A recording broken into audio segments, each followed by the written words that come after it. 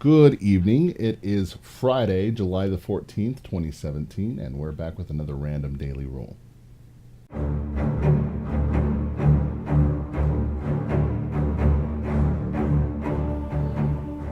Okay, today we are going to go with another random one. We are going to start with spell components and maybe some interesting ways to use them or integrate them into your game. This one's for players and DMs alike, so listen up. So let's go ahead and flip to page 203 of our trusty player's handbook, and we will find a section labeled components. A spell's components are the physical requirements you must meet in order to cast it. Each spell's description indicates whether it requires verbal, somatic, or material components. If you can't provide one or more of a spell's components, you are unable to cast the spell. Verbal components. Most spells require the chanting of mystic words. The words themselves aren't the source of the spell's power, rather the particular combination of sounds with specific pitch and resonance that sets the threads of magic in motion.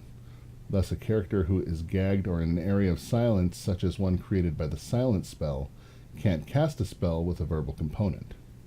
Somatic components.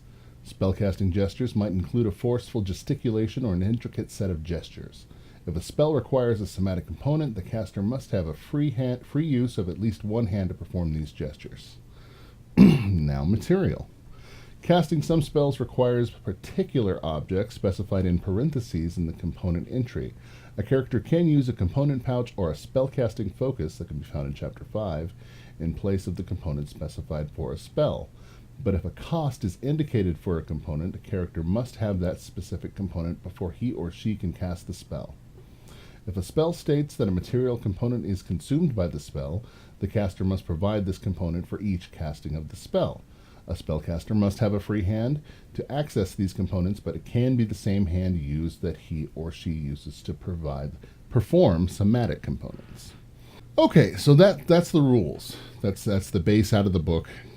Let's go a little bit between the lines. Let's see if we can make these interesting, because there's really some stuff here that you could play with to make this fun.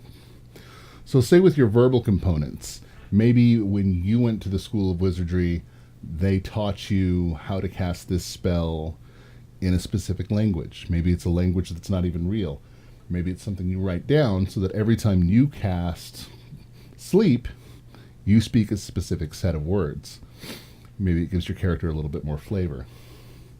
Maybe you have somatic components that are specific to the spell. Maybe you've got it in your head that you do a specific hand gesture every time you tell your DM, I want to cast Burning Hands. I think the accepted vernacular has been this one for like 40 years, or the heavy metal version. But material components were always my favorite. I always liked the idea of pulling out a bit of sulfur so you can cast Fireball. The little lightning sparked twig to use to cast Witch Bolt, for instance. It's an interesting one. It's kind of a love-hate thing I've actually developed for 5th edition. And also in 4th edition, I believe they began letting us use a spellcasting focus instead of material components, which I could also see the interest in that. Maybe it's your father's orb that has been passed down to you, or a wand that you found in a mystic lake that just fits your character, and that's always been yours. I dig that, sure.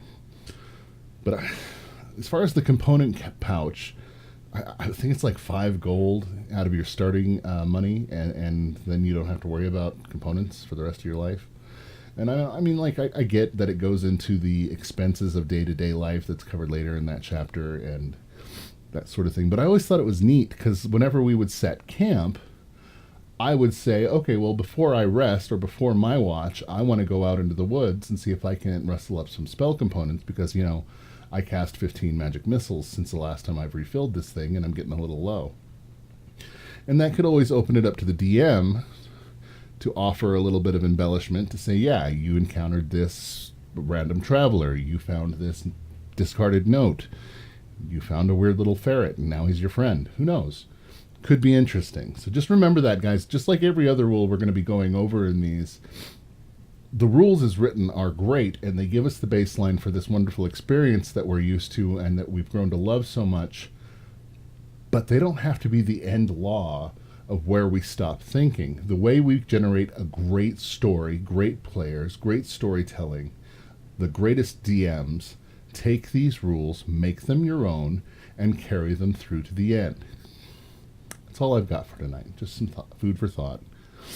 Thank you so much for watching. Please comment below. I would love to hear some questions you guys might have, things you want me to look up for tomorrow's random daily rule. Try to stump me. Send something hard. We haven't gotten into any of the more intricate things, so I'd love to hear that. Punch that subscribe button for me, guys. It warms my heart every time I see one. Give me a thumbs up on the like if you feel I deserve it. Otherwise, we'll see you tomorrow. Have a great night.